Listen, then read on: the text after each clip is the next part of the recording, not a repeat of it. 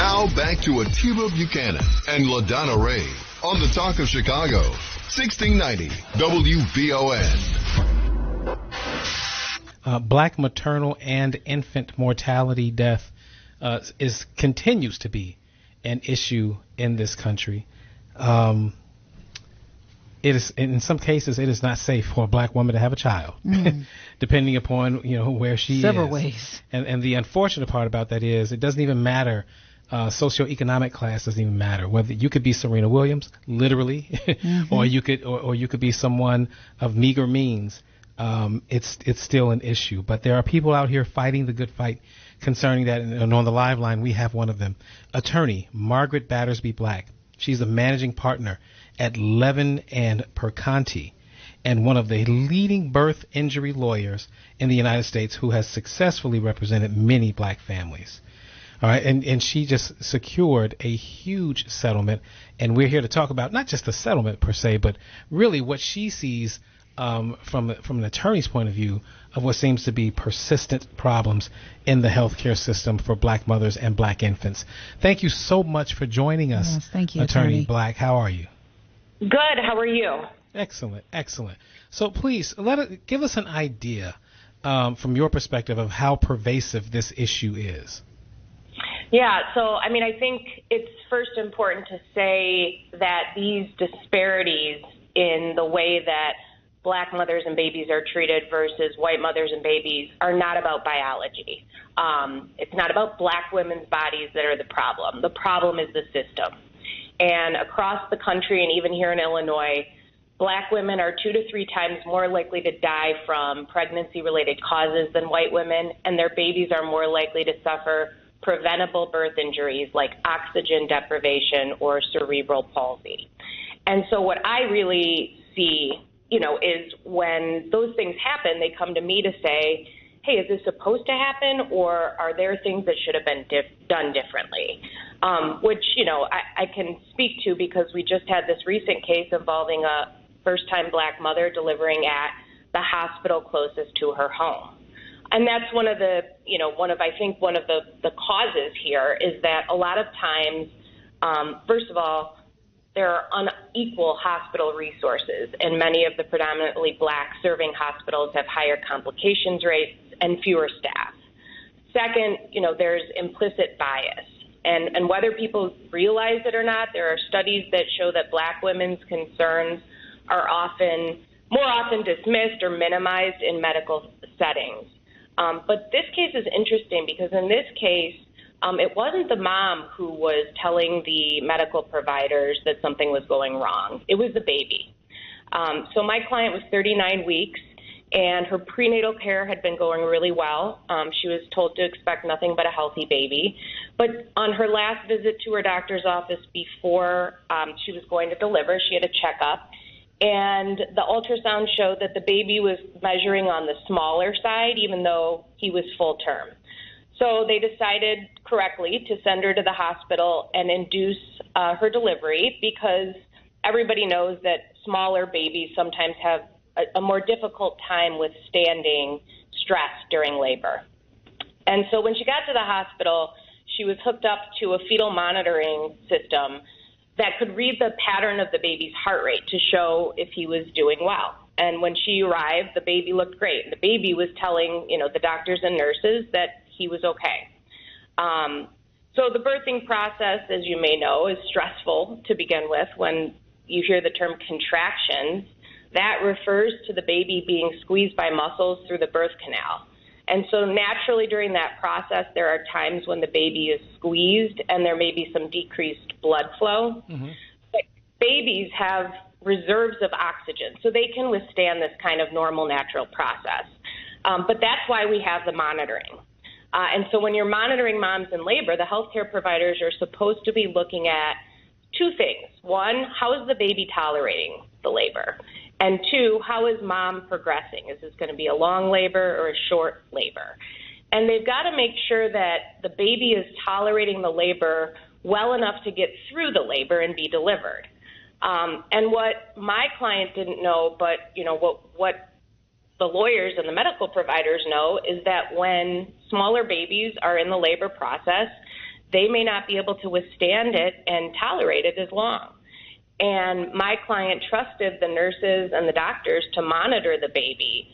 But what we learned in our investigation was that the baby was showing for hours before delivery signs that he could not tolerate the labor, that he was losing his oxygen reserves, and that his brain was at risk for being injured. And our client can't see that happening because she doesn't know how to read the monitor that's next to the bed. It looks like kind of one of those squiggly lines. Mm-hmm. So, even if she wanted to be her own advocate, she couldn't be. And the baby was telling everyone, I need to be delivered. And so in that case, unfortunately, he did not get delivered in time. And by the time they did realize that he needed to come out by a cesarean section because he was not going to be able to be delivered by his mom, he was born with severe brain damage. And, he's now disabled for the rest of his life. And so, you never want to have to deal with that. But what our law firm did is we took it to the citizens of Cook County and made the case that the healthcare providers should have been listening to the baby and should have delivered him sooner. And the jury awarded $20 million, which will allow his mom to provide lifelong care for him. And so, it's a sad story, but he can finally now get the much-needed resources to hopefully thrive to the best of his abilities. What's really sad about this is I've had 4 children, and I knew none of this. I mean, I did not know that the monitoring tells the doctor that my child is healthy. I mean, you don't think about that. I was not privy to this information. I wouldn't know what questions to ask to even begin to advocate for myself. So what advice do you give for mothers, expectant mothers, to just even have a readiness of questions to ask their doctor, their healthcare provider, when it comes to being able to deliver a healthy baby, or what signs to look for? Well, I think there's 2 questions there. I can speak to the signs in a minute, but the first thing is to ask questions. Mm-hmm. And sometimes people feel kind of this barrier. They're going to a hospital or a doctor because of their expertise. Mm-hmm. But ask questions. What can I expect? What are you hooking me up to? What do I need to report to you? We've got tons of cases that come in where even if moms are told what to report, sometimes the reports aren't taken seriously. And to be your own advocate. Every time someone comes into the room, ask them what they're doing. Ask them what they're looking at. Ask them what that means. Be on the lookout for signs and symptoms. I mean, they quite literally have alarms that ring when the baby's heart rates, dip. Why are those alarms going off? Right. Do you have any concerns? Ask what terms mean. And I understand people can be timid because you trust your doctors and you assume that, they're going to let you know if there's a concern, but just ask what those terms mean. Ask them to explain it to you. Definitely have, a friend or a family member who can kind of be your advocate, because when you're in a hospital, you're not thinking necessarily right. And as you said, you've been through 4 labors and deliveries, so you're definitely not in the right mindset to be asking questions there. So educate yourself before you get there. And most importantly, when you feel, something isn't right, you've got to speak up. Yeah. Because there is this thing called mother's intuition. Mm-hmm. And, there's a lot of my clients will come to me and say, God, I just had this feeling that something wasn't right, but who am I to question the doctors and the nurses? And, I'll tell you, I don't think that a lot of people go into the medical field because they want to mistreat people. I don't think that's their intention, but, the system is kind of unfortunate that a lot of times there's not enough staff, there's not enough time, and, things happen at busy hospitals. Well, so Attorney Margaret, I just want to make sure that we get you on the other side of this break. We're going to have to take traffic and weather real quick. And when we come back, we want to find out what changes have been made to prevent something like this, if any. We'll see you guys when we get back. Now back to Akiva Buchanan and LaDonna Ray on the Talk of Chicago, 1690 WVON. We are joined on the live line by attorney Margaret Battersby Black, managing partner at Levin Perconti, and she has been walking us through a better understanding, a thorough understanding of the issues with health care as it pertains to maternal, black maternal care, as well as infant care. Her firm has helped tons of black mothers, and it's just I'm glad that someone like you and your firm exists, attorney, but man, I'll be glad when the day comes that you don't have to. I like that. I hear you. Well, before the break, you had asked me, what things had been enacted or what things had been done to address this. I think, unfortunately not enough. Yeah. But, awareness is the first step.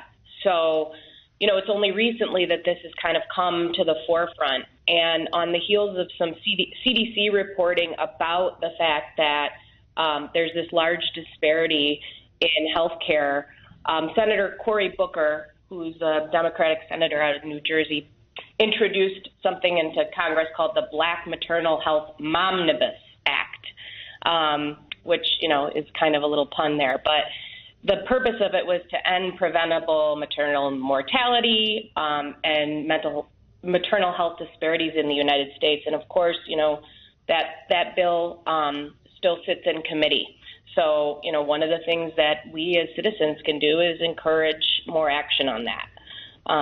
Studies show as well that just educating the staff on this concept of implicit bias and to kind of, particularly be attuned to it and do some kind of racial sensitivity training could improve outcomes. Also, studies have shown that people of color are more likely to do better with black doctors or people of color, so encouraging people to enter the medical profession, nurses and doctors. There has been an expansion of Medicaid coverage for postpartum care for moms, where it used to be 60 days, it's now a year. So preserving that and making sure that moms still have access to that, because for maternal morbidity, where moms are dying as a result of pregnancy-related diseases, 60% of those happen postpartum, due to not getting great follow-up care or not having conditions diagnosed as quickly as they need to be. Is that a result of not going or being proactive in getting that post-care versus being proactive in maintaining that post-care? I think it could be a combination. I mean, as you know, the period after you have a newborn is so stressful, and you're worried first about this new life you've brought into the world and making sure that he or she has, all of the right things and basically is living, right? You got to keep them alive. You got to feed them. You got to make sure their diapers are changed. And so it's a really stressful time for moms. And I think a lot of time they put their needs second.